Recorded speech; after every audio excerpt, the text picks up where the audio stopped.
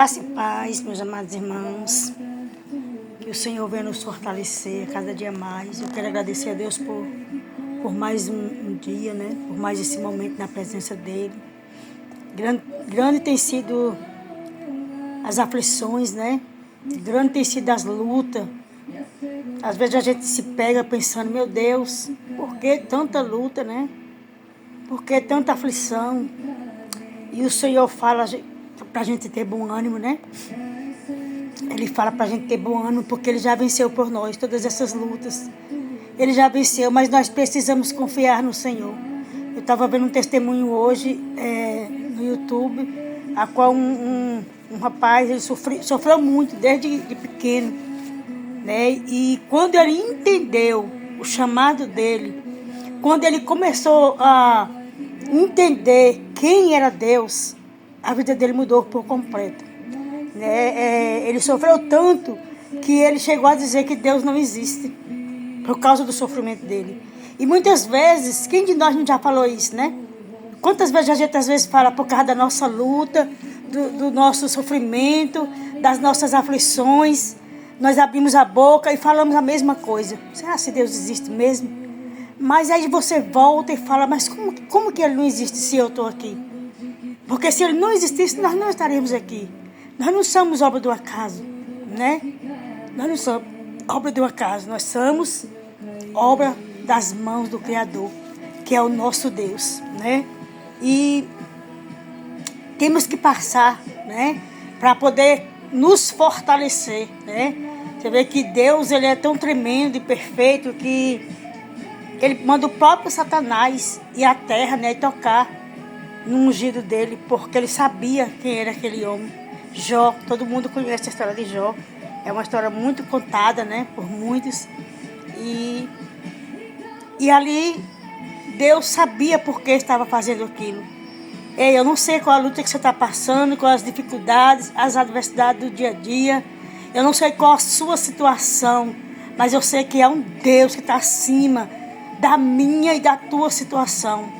Eu sei que é um Deus que quer que você se levante e ande. Eu sei que há um Deus que quer que você, aleluia, se proste somente diante dele e de mais nada. E é isso que nós temos que fazer todos os dias. A Bíblia diz que todos os dias Ele mata um leão por amor a nós, né? O Senhor Ele tem nos fortalecido para jogar por terra o gigante, aleluia, que tenta nos paralisar, que tenta, né, nos afrontar. Hoje eu tive um dia assim bem... Eu falei, meu Deus, que situação é essa, papai? E o Senhor falava muito forte ao meu coração. Aquietai, vocês sabeis que eu sou Deus. Estou eu trazendo refrigério. E eu creio que Ele está trazendo esse refrigério. Porque grande tem sido a luta dos servos do Senhor. Às vezes a gente não vai para a igreja porque não dá conta. Talvez até os irmãos falam, mas por que aquela irmã vive passando por luta, né? Por que a irmã A, a irmã B vive passando por luta? Ei, deixa eu te dizer uma coisa, não questione, só ore para que Deus levante os irmãos, né? E para que o Senhor faça se cumprir nas nossas vidas o propósito dele, porque não é fácil, meu irmão. Não é fácil, não quero estar na minha pele, porque eu também não quero estar na tua, não. Eu sei que Deus, Ele é fiel e vai nos levantar de novo, e o refrigério dele virá para a minha vida e para a tua vida. Não importa a situação que você está vivendo. Não importa, né? O vale, a fornalha, a cova dos leões, não importa. O gigante que se levantou. Ele se levantou para te estruturar, para te provar que há um Deus que está acima de tudo isso. Aleluia. Eu quero deixar só alguns versículos aqui, no livro de João, capítulo 8, onde fala da mulher. A mulher apanhada em adultério, né? Todo mundo também conhece essa palavra aqui. Que diz assim, a palavra do Senhor. Porém, Jesus foi para o monte das oliveiras, aleluia. E pela manhã cedo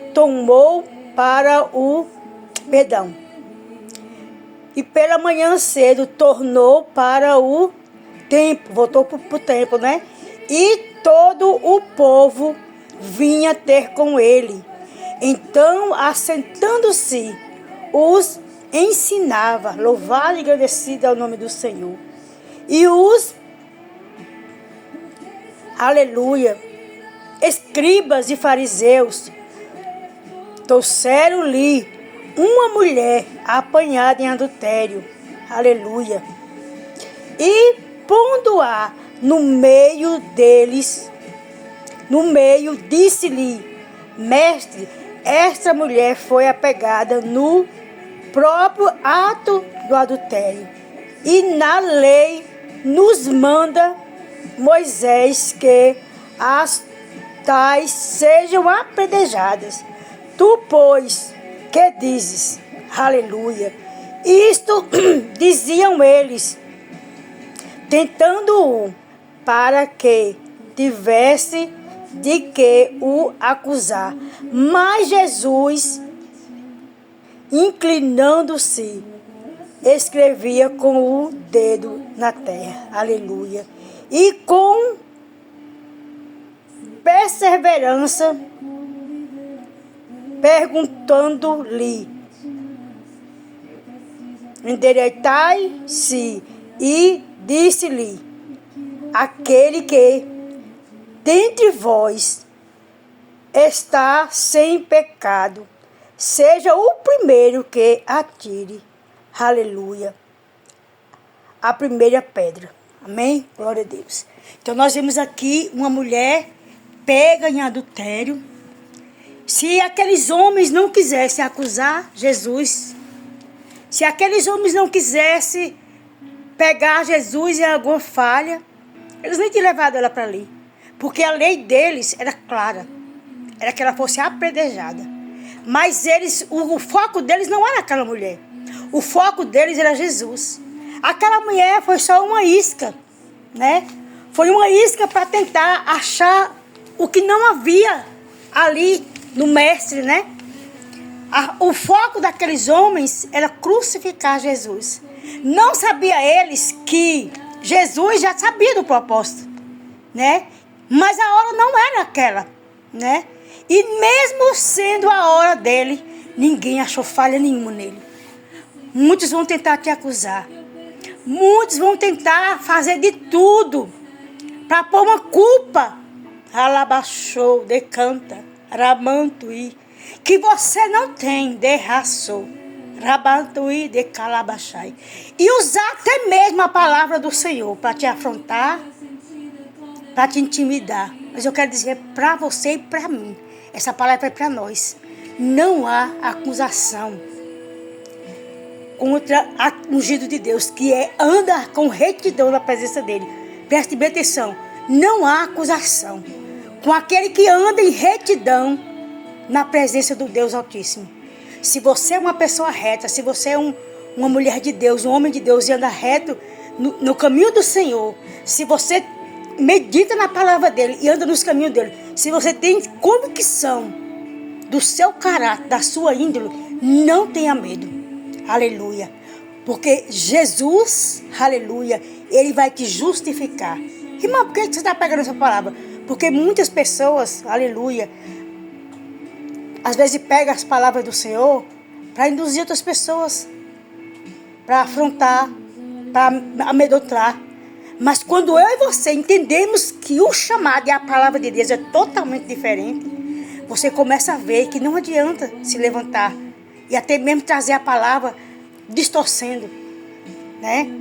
Então, meus amados irmãos, nós temos que ter muito cuidado. A Bíblia diz que ai daquele, né? O próprio Jesus fala que ai daquele que fazer com que uma pessoa, um dos pequeninos, se afaste da presença dele. Melhor é se jogar no fundo do mar, né? Pôr uma corda no pescoço com uma pedra e se jogar.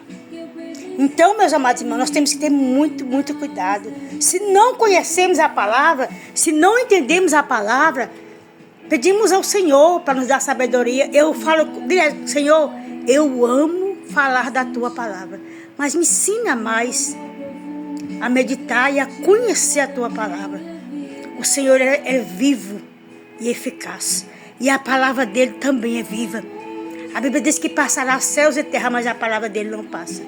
E aqui você vai ver, se todo conhece essa palavra, ninguém joga pedra, porque todos eram culpados, menos Jesus.